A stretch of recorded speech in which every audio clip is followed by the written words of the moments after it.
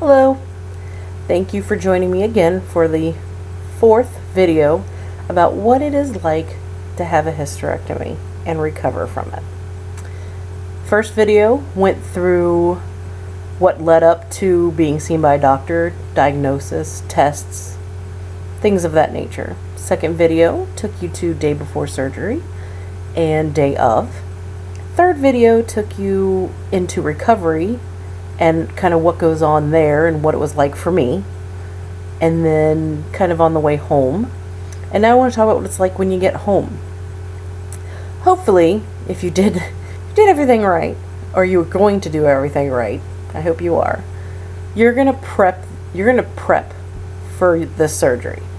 You're gonna have books, you're gonna have, whether it's Kindle or actual books, you're gonna have your phone, you're gonna have DVDs, you're gonna have all this stuff. But I'm going to be honest with you, the first week, you're not going to care about any of this. Some people might, and if you want to go ahead and still do that, that's great, because you're going to be laying down and doing a whole lot of nothing for a while. And I don't mean a while like a day or two. I'm talking weeks. You're going to not be doing anything. Even if you feel like you can do stuff, you need to not do stuff. So let me talk to you about the things you need to kind of look out for or be prepared for that first day or two. You're going to be unbelievably exhausted, and that's fine. Guess what? You get to sleep. You just had major surgery where things were pulled out of your body in a way that is not normal and excruciatingly painful. That's why you're on medication. You're going to need to hydrate. So anytime you're awake, water needs to be in your hands. Yeah, you can have a glass of other things, but you need to stick with water. More water than anything. And if you don't like the taste of water, then you need to get Gatorade or flavored water.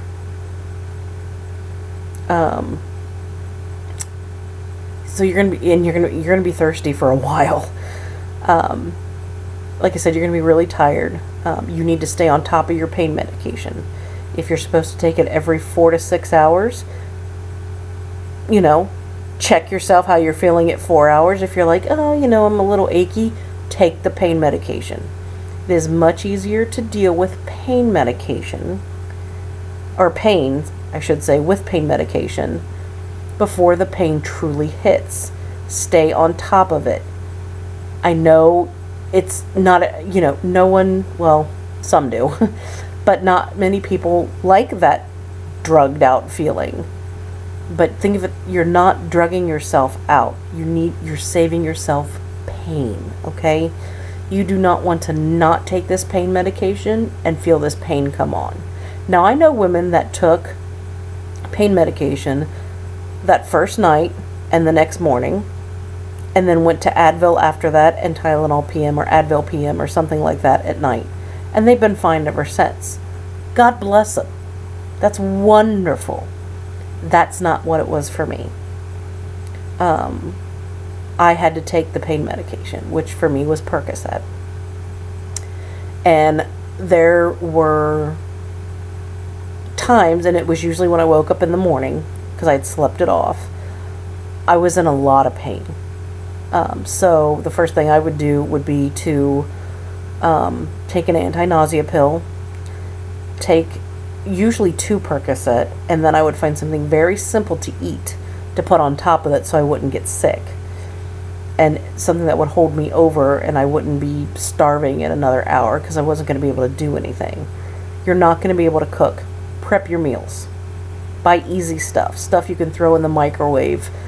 Like Lunchables, great. Avoid the cheese, avoid the chocolate. They're binding agents. You do not want to bind anything that's going through your bowels. Meaning, you're going to be constipated already anyways.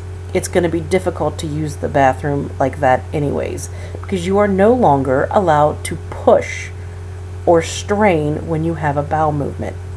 And we've all been there. We've all had those moments where we've had to do that. And some people have to do it regularly. Not anymore. You're not allowed to do that. Not for quite some time, if ever. because depending on the type of surgery you have, depends on what's left in there. For me, I don't have a uterus or a cervix. So, not to sound crass or to make it sound disgusting, but basically my vagina is a tube sock. That's the only way I know how to explain it. There is what's called a vaginal cuff at the end of my vagina that is sewn up where my cervix used to be. Now, if I start pushing and straining, what's going to happen to that? It can prolapse. What is a prolapse? Well, if you don't know that, I encourage you to Google it. I'm not going to go into it. It's not worth talking about. But it's something that can happen when you strain too much, okay? Please do not constipate yourself. I need you to lay on the couch. I need you to lay in your favorite chair. Don't pick up anything heavy. Don't try to bend. Please, God, do not bend. I am 3.5 weeks post-op. I bent earlier this morning, and I feel like the muscles just under my belly button have all been torn apart. Is that what happened? Probably not. I've already called the doctor. It's going to be fine. So it just means a little more extra resting for me and no more bending. And I literally bent slightly. This wasn't even a full bend over. So you just need to be extremely careful. Sleep when you feel like sleeping. Eat when you feel like eating. And if you feel like, oh, well, I've only had some like peanut butter and crackers today, and it's, I had that at 10 o'clock this morning and now it's 11 o'clock at night. Please make yourself eat, even if it's just 2 or 3 small snacks each day. If it's going to be small, make it 3, because your body needs protein in order to get those awesome healthy cells moving and healing you. So protein is key. Even if you're drinking your protein, okay? And by that I mean like juices and things of that nature. If you're going to use any kind of protein powder or shake, please talk to your doctor first, because those things contain other things you may not be able to have yet. Because just talk to your doctor first. That's all I'm going to say. Just ask. Can't hurt. Worst thing that's going to happen is they're going to say no, and you're, oh, heaven forbid, you're going to have to get a fruit drink. And don't be afraid to let yourself have what you want once you start feeling, your stomach starts feeling better. So the next day, if you want some ice cream, eat some ice cream. Eat the whole tub? No. And again, sorry to tell you, stay away from the chocolate for now. Just for now. I promise it'll come back. Have people bring you food. You're not going to be able to sweep. Even the slightest pushing of the broom, it's going to drop you and it's going to hurt a lot. No sweeping, no vacuuming, no picking anything up. If you have small children, you need to arrange for care to happen. You are not going to be able to be the regular mommy if you have children. I'm sorry, you're just not. If you have animals, you need to have somebody that's willing to come over and help you take care of that, because you are not going to be able to do it. If your house gets dirty, so be it. Somebody's going to have to help you come clean it. No lifting laundry. No doing anything of that nature. No car trips. No pushing a cart even at the store when you're like, oh, that's nothing. It's going to drop you. If you haven't talked about these limitations with your doctor, I need you to do that. And if you don't want to bug your doctor, so to speak, first of all, that's what you're paying them all this money for. Secondly, go ahead and Google the restrictions for hysterectomy recovery. Google it. You can check out even hystersisters.com. It's a great place to go, by the way. They have forums where you can talk to other people. They make a recovery thread for your surgery date, so you can keep up with all the people that are having surgery the exact same day you are, and it really helps you not feel alone. But just be prepared to be very tired and feel a lot of pain. Honey, you just had a major surgery.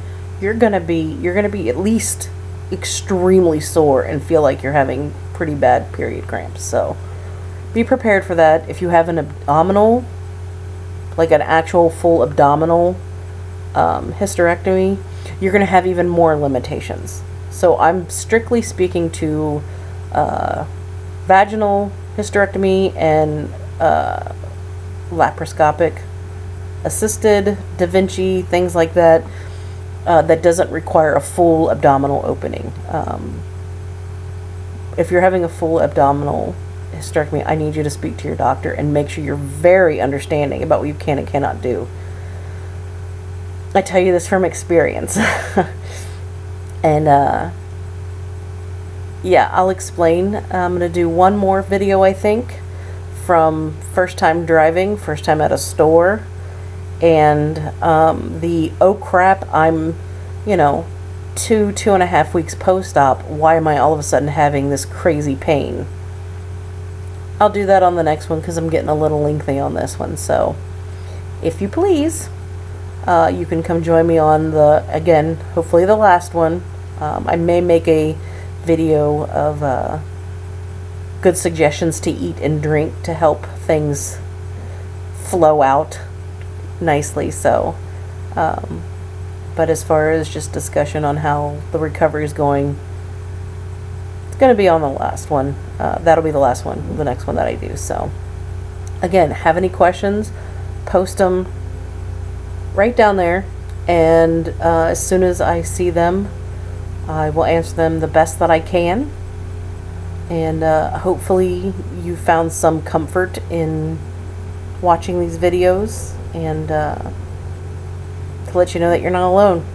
You're never going to be alone in this. There are thousands and thousands of women every day that go through this. So we're here for you.